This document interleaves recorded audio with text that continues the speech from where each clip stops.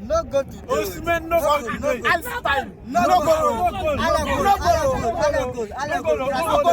No goal. Osimhen 2 goals. No goal.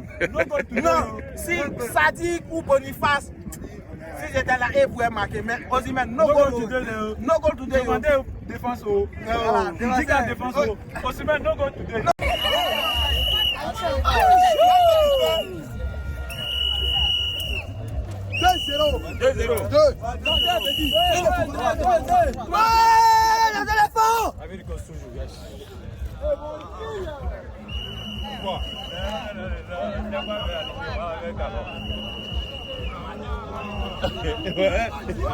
What's your prediction?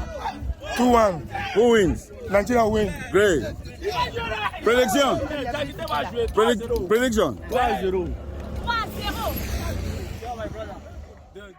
For checking out Symphony on YouTube. Please be sure to subscribe and like our videos for updates.